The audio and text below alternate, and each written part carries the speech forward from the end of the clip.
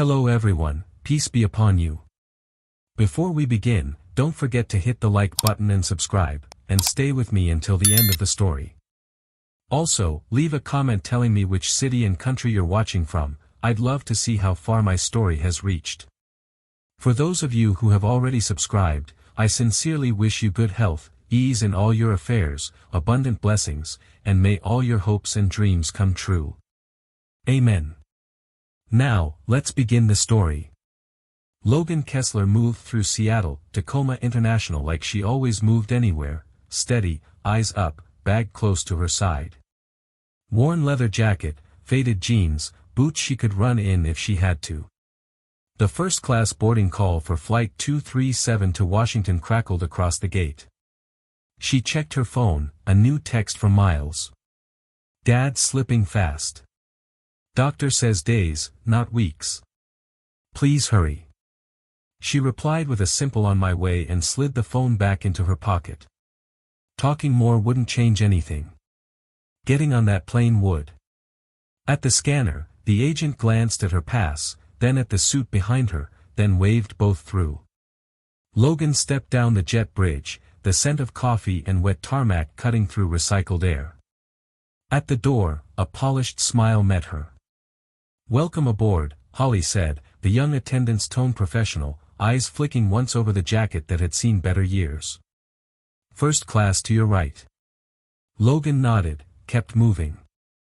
Seat 1C waited, aisle, easy exit, less trapped. She stowed the duffel overhead in one clean motion, sat, and centered her shoulders. To her left, a silver-templed man in a navy suit watched her openly. Spencer Aldridge didn't bother hiding his frown. "Thought they'd tighten standards," he said, not to her, not really to anyone. Across 2 rows, Jared Whitlow tipped his phone up and smirked without trying to hide it. Carolyn Brandt, the lead attendant, passed with a clipboard and a neutral face that said she had seen everything and preferred not to see more today. The captain came on the speakers. "Good afternoon, folks, Captain Bradley Holcroft here.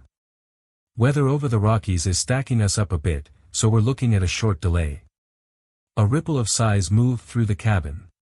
Spencer used it. "Short delay, long delay, same bill," he said to no one. Logan asked for water when Holly offered drinks. Spencer asked for champagne with extra volume. Logan kept her eyes on the window. Low clouds rolled in from the sound. She had flown into worse and out of worse. She had also waited out worse. Waiting was the part nobody trained you for. Another text buzzed.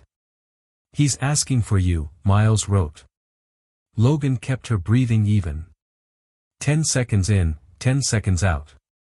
She had taught that to people who never made it home. The plane hummed with complaints dressed as jokes. In the row behind, 2 women in designer wraps whispered as if whispering made words kinder. First class used to look like first class. Maybe she won a contest. Logan didn't bite. You never give an audience a show they didn't pay for. Carolyn reappeared with Holly at her shoulder. The clipboard stayed tucked close. "Ms. Kessler," Carolyn said evenly, "I'm so sorry, but there's been a booking issue. We may need your seat for a priority passenger. We can reseat you in economy and issue a credit." Spencer leaned back, satisfied. Jared half-turned, ready for content. Logan looked at her boarding pass, at the 1C printed in clear, then at Carolyn's tight jaw. None of this was new. Doors closed gently in public are still doors closed. "If that's what you need," Logan said. She stood, pulled her duffel down, and kept her eyes forward. The walk through first class stretched longer than the aisle itself. Holly led, murmuring apologies. A few phones lifted, then dipped when Logan's gaze met glass. In economy, Tyler Moore waited near the galley, tablet in hand, concern showing. "Full load today," he said, scanning the seat map. "We'll find something, just a minute." "I can stand in the back until takeoff," Logan said. "Regulations won't allow it," Tyler answered, already tapping. The galley felt narrower than it was. Heat from the cabin pressed against her shoulders. She shifted the duffel higher. The jacket hem lifted just a little at her back. A young girl in the nearest row, Ellie, stared, eyes curious, not unkind. Her mom, Melissa, shook her head and whispered something meant to comfort a child who didn't understand what adults do to keep order. Logan set the bag down by her boots and rolled her neck once. The delay 8 minutes she didn't have.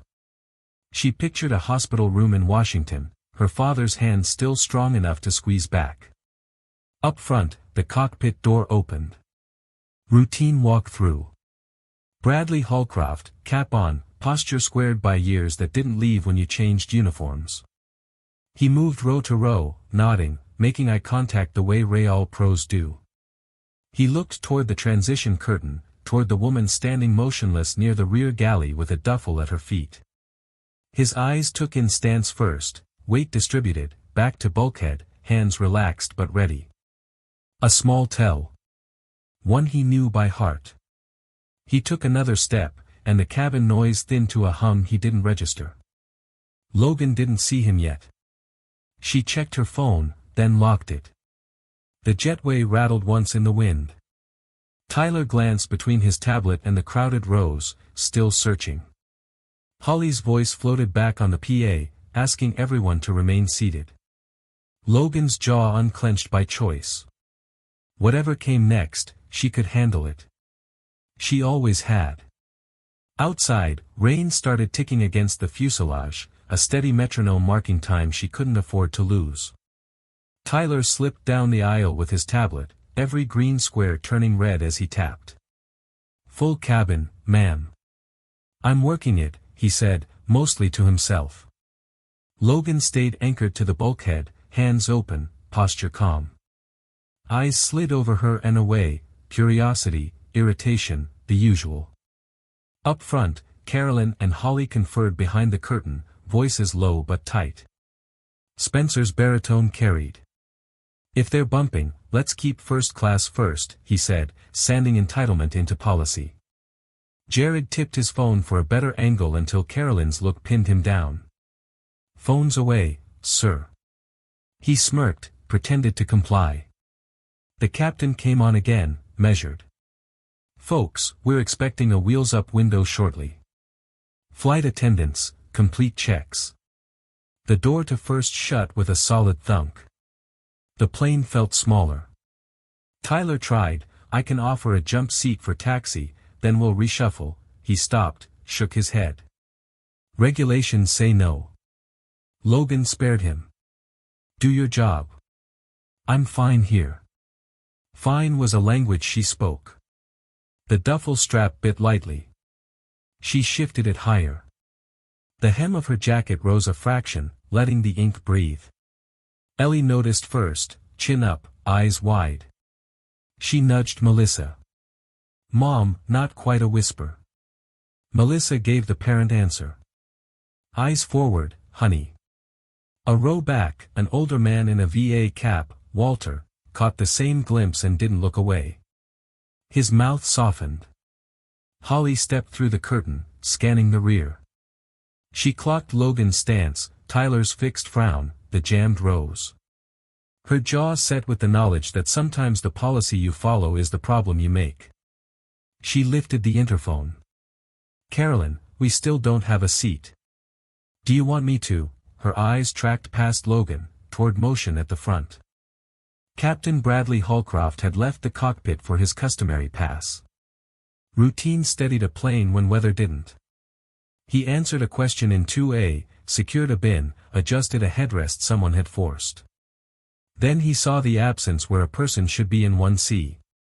Absence is a kind of noise. "Passenger stepped out?" he asked. "Reseated," Carolyn said, flat.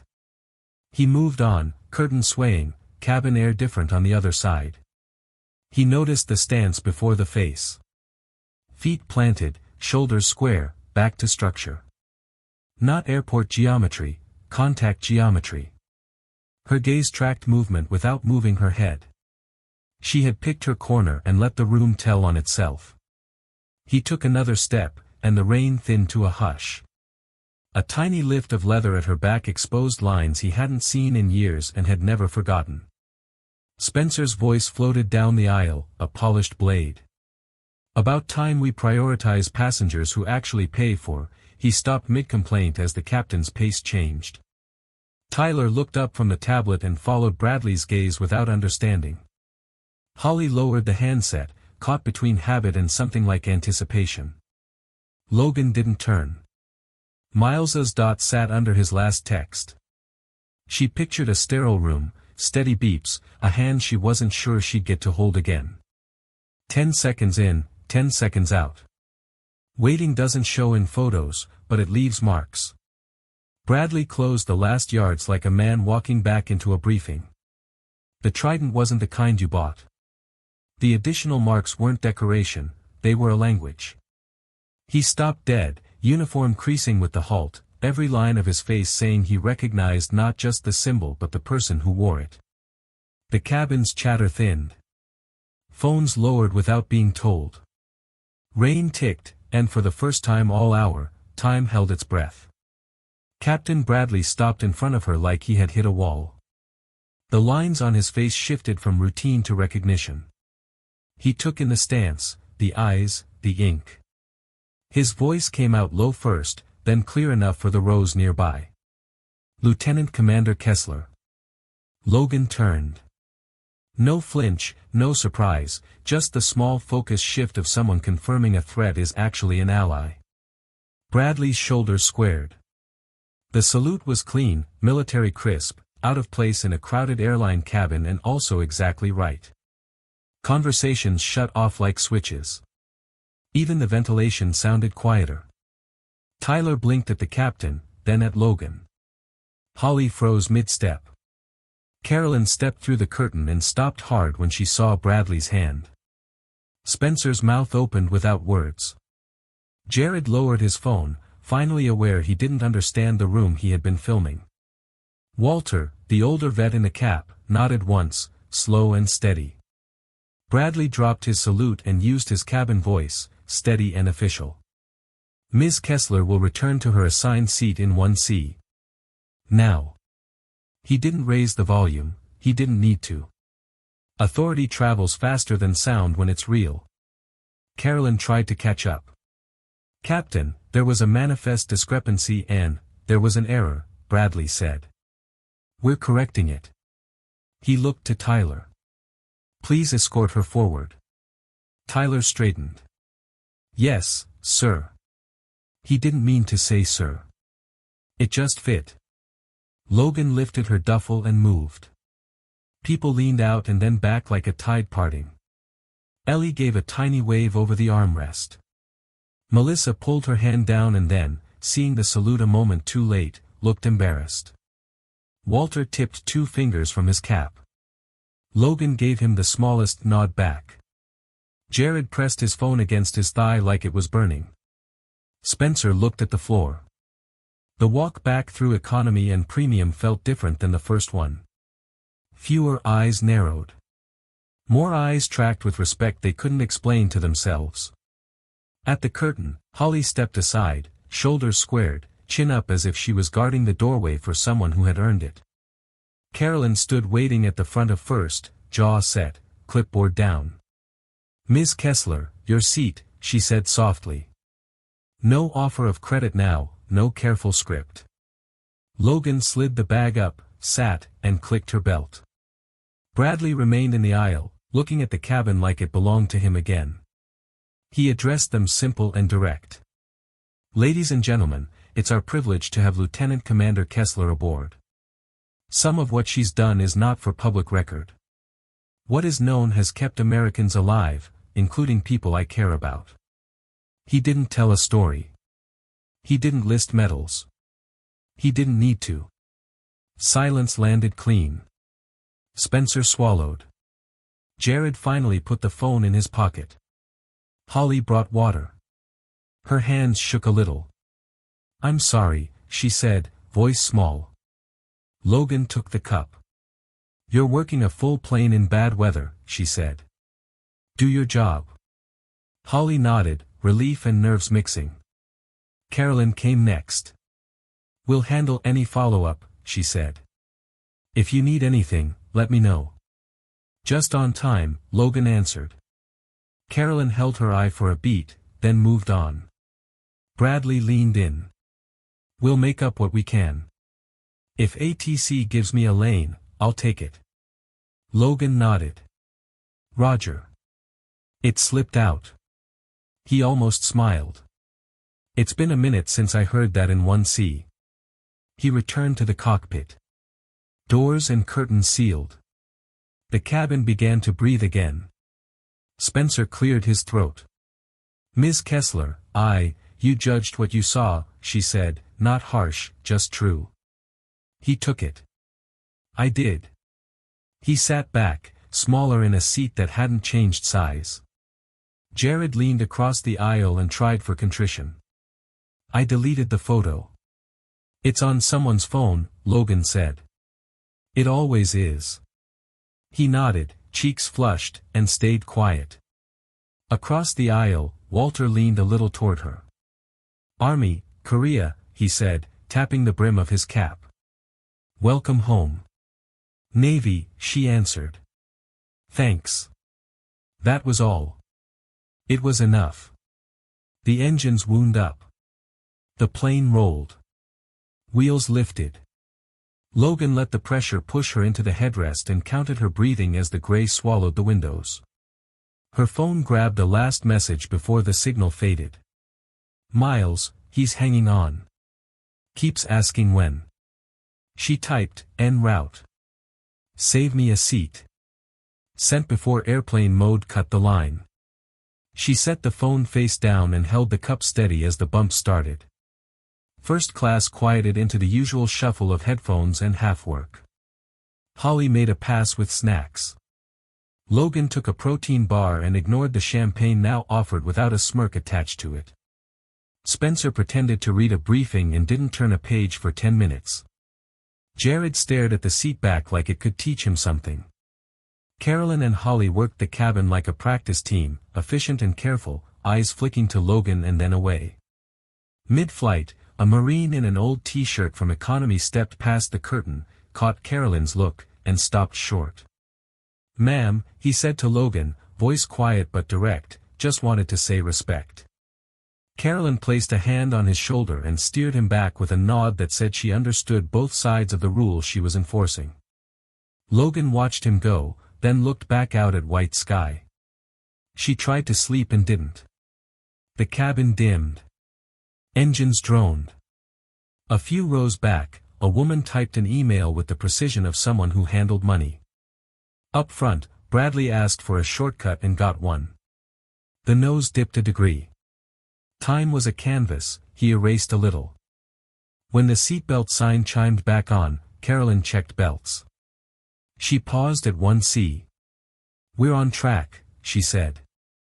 Thank you, Logan answered. The words were simple and carried more weight than they looked like. Spencer leaned over again, less sure of himself. My kid wanted to enlist. I talked him out of it. Maybe that was about me, not him. Logan didn't fix it for him. That's between you and your kid. He nodded, sat with it. Descent. Clouds opened. The Potomac flashed through a break. Reagan's runways lined up like rails. Bradley's voice returned. Cabin crew, prepare for landing. Touchdown was clean, one bounce, brakes firm. People started their usual race to stand and then remembered. No one moved in 1A through 2D. They waited. Holly gestured. When you're ready, she said to Logan. Logan stood, pulled the duffel down, and felt the cabin watch without saying a word. At the door, Bradley waited at attention. Good luck, he said. Godspeed. Logan nodded once and walked into the jet bridge, phone already searching for a signal, feet already turning toward the only thing that mattered now, getting to Columbia Medical Center before time ran out. Logan pushed through the jet bridge and into DCA at a controlled run, phone catching signal mid-stride. Miles answered on the first ring. Room 7C, Columbia Medical Center, he said. He's still with us. She grabbed the first cab she saw. Hospital, fast as legal, she told the driver. The meter chirped, traffic didn't care. Logan watched lanes, watched clocks, watched nothing useful change. 10 breaths in, 10 out. The driver glanced at her in the mirror, read the silence right, and kept his eyes on the road. Miles waited at the sliding doors, hair messy, eyes red. You made it. He half hugged, half pulled her through a maze of corridors and elevators that smelled like bleach and long nights. At the nurse's station a woman with kind hands looked up. Kessler.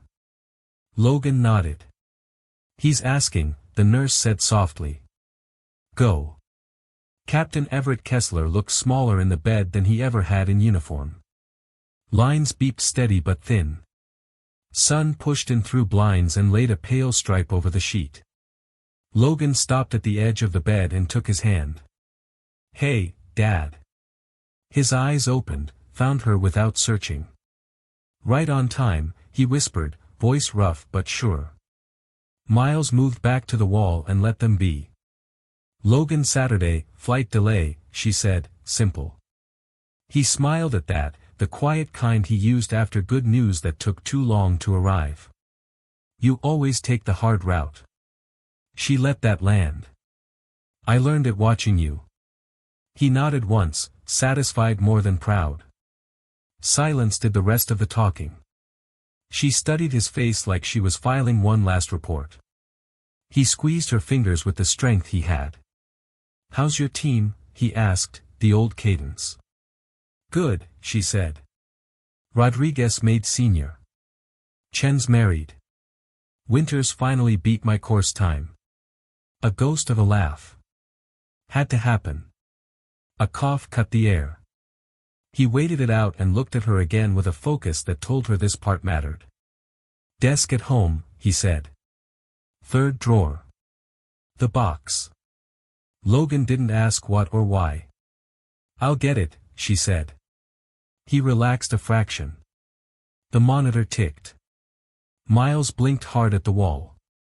Footsteps, a doctor, checks done with respectful speed, questions asked that needed only yes or no. Logan answered. When they left, Everett looked at Miles. Get coffee, he said. Let me talk to your sister. Miles hesitated, then squeezed Logan's shoulder and stepped out. The room got smaller in the way rooms do when no one else is coming. Logan leaned in. I should have visited sooner, she said, not as apology, just fact. You were where you were supposed to be, he said. You did what you were made to do. She held steady. You did, too. He stared past her for a second like he was reviewing a map only he could see, then came back to her with all the clarity he had left. Listen to me, he said. Service isn't the job. It's the choice you make when it costs you something. You've paid. Don't pay forever. She nodded once, the way she had on every briefing that mattered. Alarms didn't surge. Nothing dramatic happened. His breath just got shallower. He looked at her and the years fell away until she was 8 and he was teaching her to tie a bowline and telling her knots are promises you make to the line. Proud of you, he said, the words slow and exact, like he was placing them where they belonged. So proud. She held his hand with both of hers and counted the rise and fall until counting didn't help anymore. When the line on the monitor went straight, the room didn't change color. It only got quiet enough to hear her own breathing steady on purpose. Miles came back with 2 coffees he didn't remember ordering.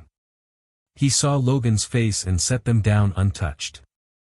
The nurse arrived, efficient and kind, said what needed to be said in a tone that didn't tip over into pity. Paperwork would wait. Time would not. They stayed until a tech asked gently if they wanted a few minutes alone, and then they took them. By late afternoon they were at the house, the one with the porch he never repaired because it never quite broke. Logan went to the study without asking which drawer. Third, left side, the wood that stuck if you pulled wrong. The box was there, simple and worn, navy crest carved by someone with patient hands.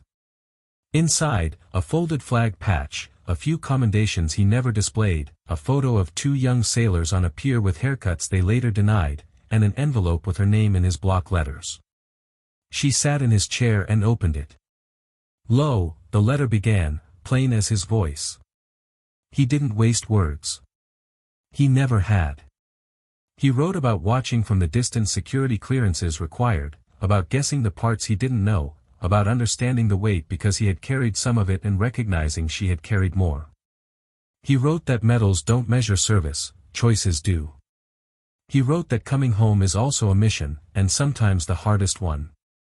He ended the only way that fit. If you're reading this, I'm off watch. Your call now. I trust you.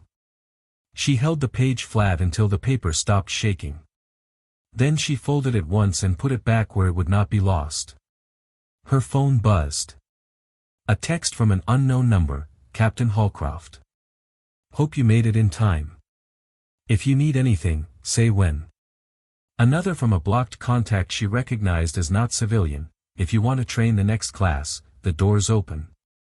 She set the phone face down and let the house be what it had always been, quiet, functional, waiting for orders.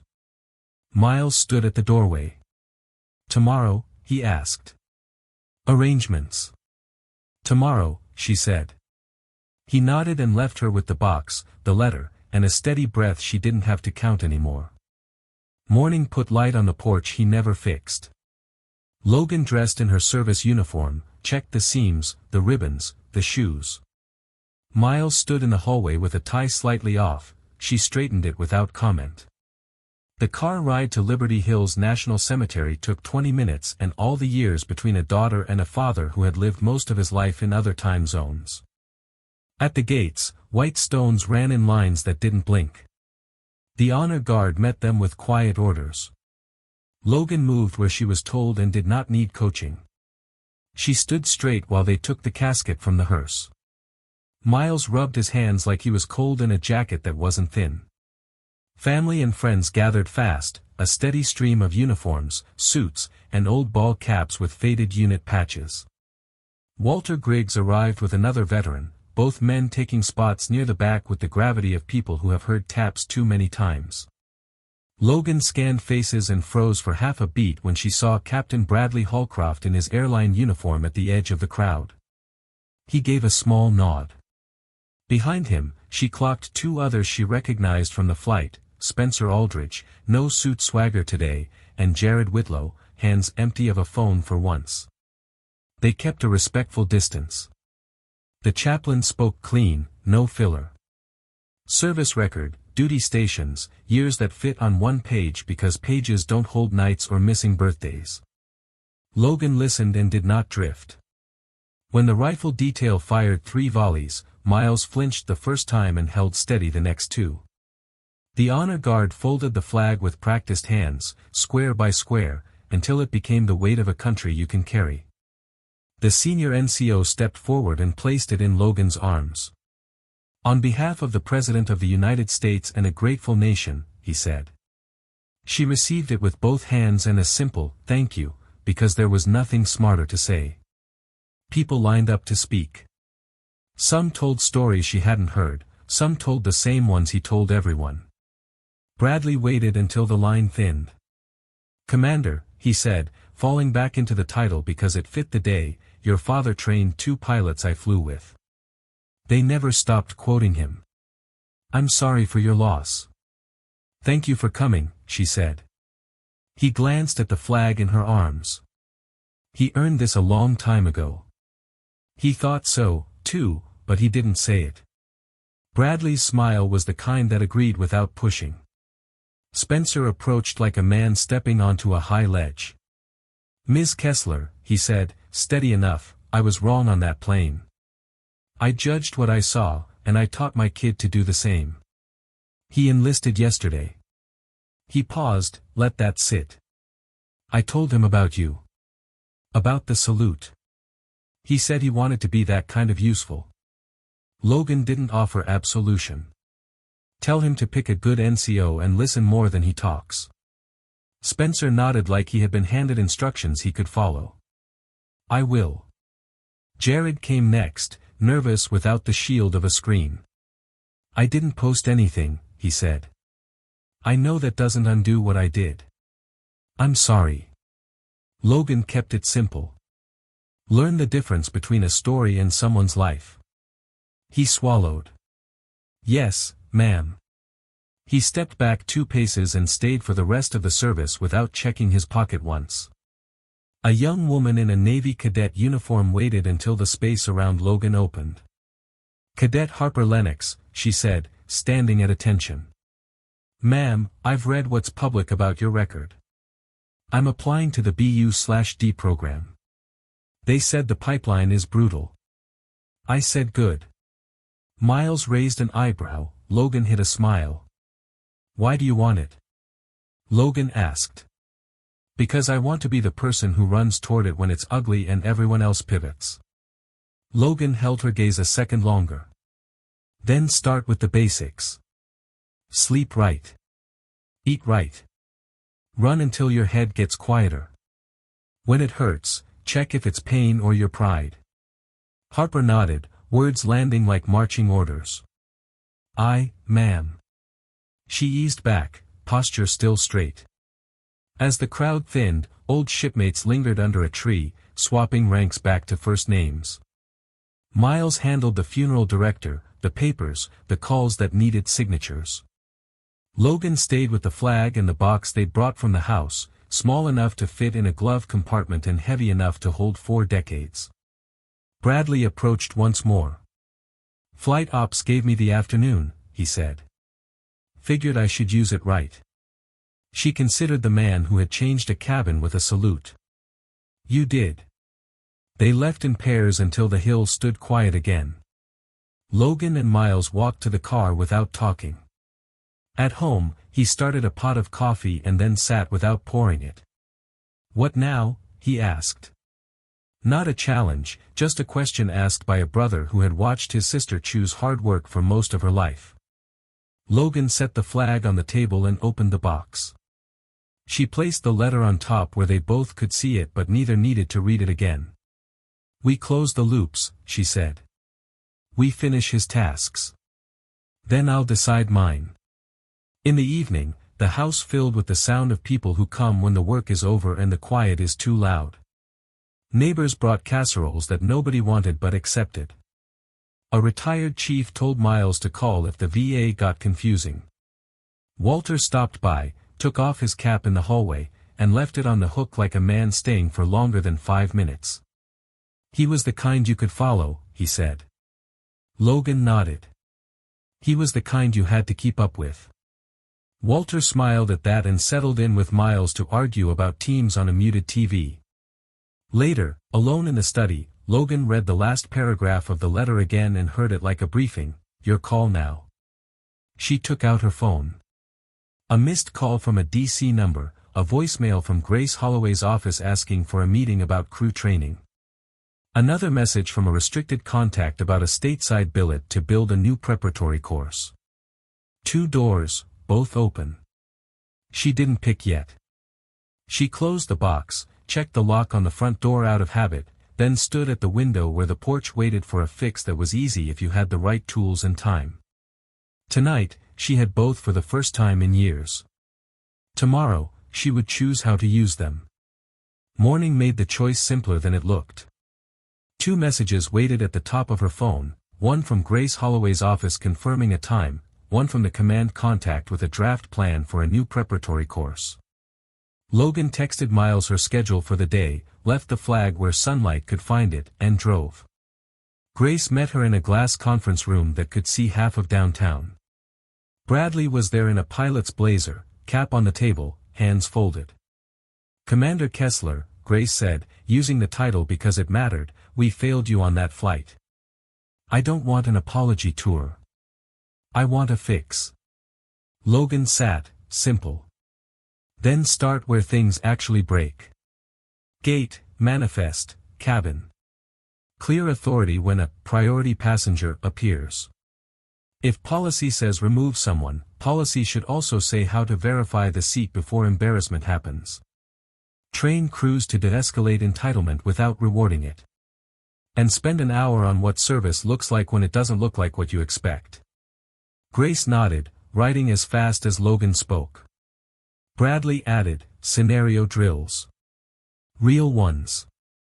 Logan outlined 3, weather delay and crowd pressure, last-minute VIP swap, and a social media storm mid-flight. She listed steps, not slogans. By the time she finished, the whiteboard was full of tasks someone could actually do. Grace closed her notebook. Build it with us. Paid consultant, your schedule. Logan looked to Bradley. He shrugged. Airplanes fly better when the people inside them know what right looks like. Logan said, 2 weeks, pilot program, then handoff. Grace agreed. The meeting ended without a photo. That was by design. At noon, Logan drove to a low building with a badge reader and no sign. Inside, 3 officers waited with a binder that didn't look like much until you opened it. Stateside billet, the senior one said. Not a desk. Build and run a prep pipeline that's fair, brutal, and honest. You set the standard, we hold the line. Logan flipped pages. Candidate profile. Academic thresholds. Physical gates that didn't pretend biology didn't matter and didn't use it as an excuse either. I want embedded mental skills from day one, she said. Breathing. Self-talk. Team under stress. No hero worship. No ghost stories. The officer smiled. You'll ruffle all the right feathers. She didn't smile back. Good. They asked for 12 months. She countered with 9 and a second in command she would pick. They shook hands. No photo here either. On the way out, her phone buzzed with a number she didn't know. A young voice came on. Ms. Kessler. This is Aiden Aldrich. My dad said I could call. I shipped to basic in 6 weeks. Logan kept it practical. Pick a good NCO. Drink water. Write down why you're doing it and read it when you hate it. Yes, ma'am, he said, relief obvious. And tell your dad to let you fail at things, she added. A short laugh. He's trying. Back home, Miles had the porch toolkit out. You pick, he asked. Both, she said. 2 weeks with the airline, then 9 months building a pipeline. He handed her a drill. Figures. They worked side by side. Boards that had been loose for years finally sat tight.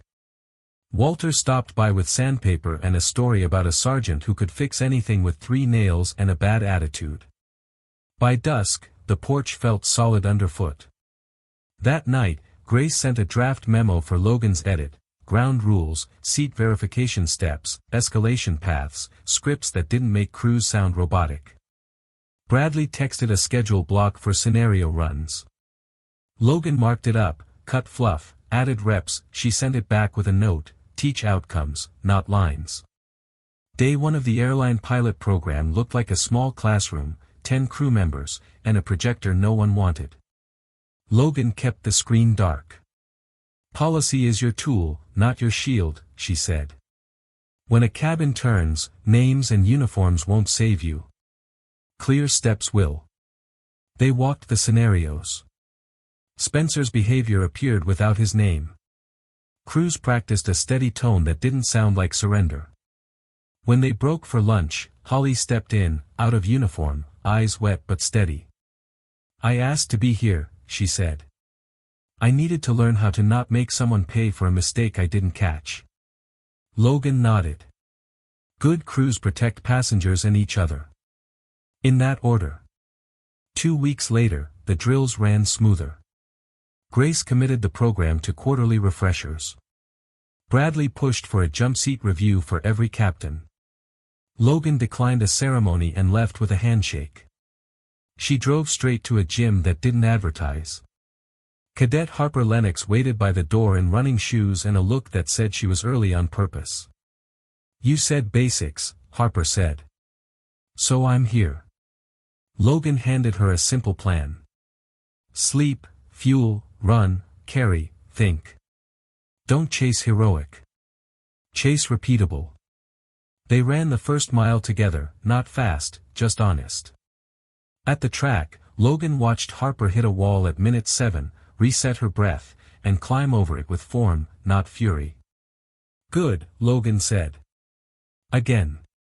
Harper nodded and did it again. At home that evening, Logan set the box on the repaired porch rail. She read the letter one more time and didn't need to steady the page. Miles brought out 2 mugs. You good? He asked. I'm set, she said. The house looked the same and not the same. Some things don't change, some things stop needing to. Before bed, one more text landed from Bradley. SEA crew reports smoother boardings. No drama, better checks. Thought you'd want to know. Another from Grace, first incident post-training. Resolved at gate. 0 humiliation. Thank you. Logan typed back, keep drilling. She put the phone face down, turned out the light, and let quiet be quiet. Service wasn't the job. It was the choice when it cost something. Logan had paid. She wasn't going to pay forever. She would build, teach, and leave rooms better than she found them. And if someone in a worn jacket took a seat people thought she hadn't earned, maybe the cabin would hold its judgment long enough to learn who was sitting there. That was enough.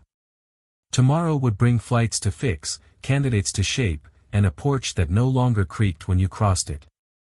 Logan stepped into the doorway and felt the boards hold. Then she went to work.